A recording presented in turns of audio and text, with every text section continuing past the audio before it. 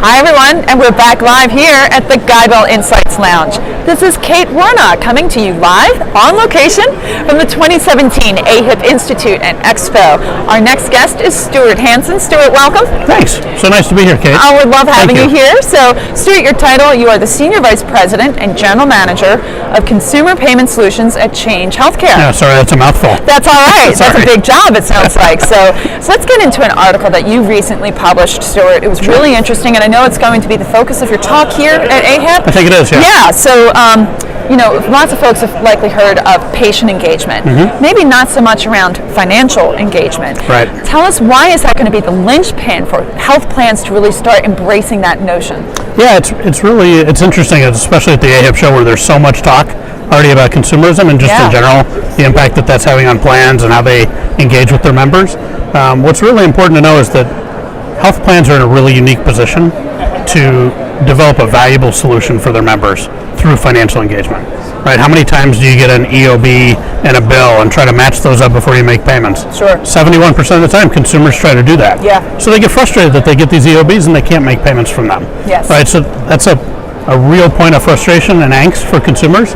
And because health plans are their central adjudication point, it's a natural extension of their member experience to engage with their members more financially. Absolutely. So they foster the trust with consumers that the amount they're being billed is correct, which is why they do that matching, and giving them an enhanced experience to be able to deeper engage around their financial experience in healthcare is a great way for health plans to leverage that. So I think what you're talking about, just reduce that friction point. Yeah, exactly. Yeah, make it easier simple. And simple, and boy, that certainly is a theme that we're hearing about more and more. So consumers want it, Amazon simple, right? Absolutely.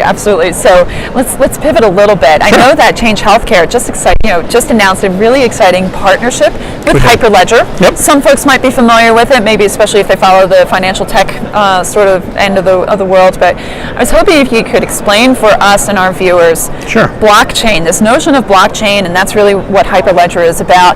Break it down for us in layman's terms. Yeah, I'll try to do my best. All right. I am a layman in blockchain, so it will be in my terms. How about that? Sounds great. But blockchain is really just a distributed ledger that evolves over time and accumulates all of the historical data related to a specific transaction. Okay. So it's an indelible mark. It's tamper-resistant or very protected information regarding a historical transaction, and it's a constant log of all the activity against a certain transaction.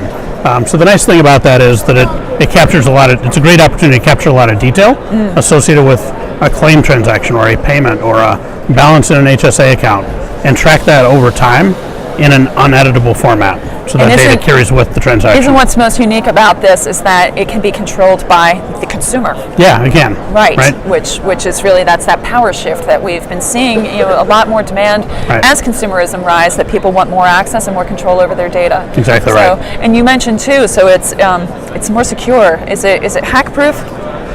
I mean, I don't know if anything's completely hack proof, right? Yeah. There's always more that can be done, but I think certainly that's one of the commitments that we're bringing to the Hyperledger Consortium and partnership, is to make sure that the PHI, the information that's so sensitive in healthcare transactions, is properly protected as part of finding the right solutions to leverage that technology for healthcare.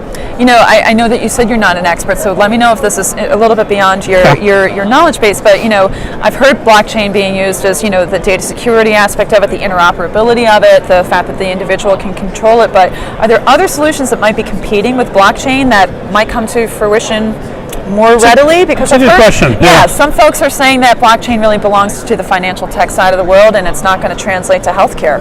Yeah, what's interesting is I see a logical connection, but I think the commitment right now is to try to innovate and try to find the right use cases to leverage something like blockchain. Are there other potential technologies that could enable those use cases?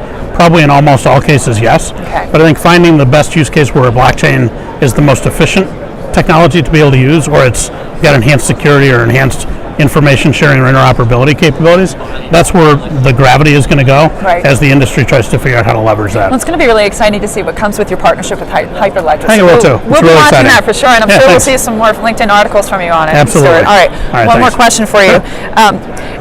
So again, related to blockchain, what do you think it's going to take for it to move from promising solution to really getting traction? Tell us maybe what are some of the barriers that we're going to have to overcome for it to be viable in that healthcare setting? You know, I think it's too early to say exactly what the barriers are going to be. There's a lot of people concerning themselves over whether healthcare is going to fall behind, right, and have to catch up in blockchain in some ways.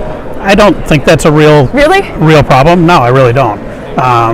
Because I think that the commitment of all the stakeholders that are going to build the right solutions for this to partner in places like Hyperledger is really going to foster the right speed of the right opportunities. If they find 8 different things that are super applicable to blockchain, I think the industry will move very quickly towards that. Well, it sounds if the value proposition's not there, then they won't. Right. But the collaboration is key, isn't it? It is. Yeah. Really so is. really exciting. I want to go back to our first question in that interview, or the article that I referenced. Where can folks find it, talking about this financial engagement?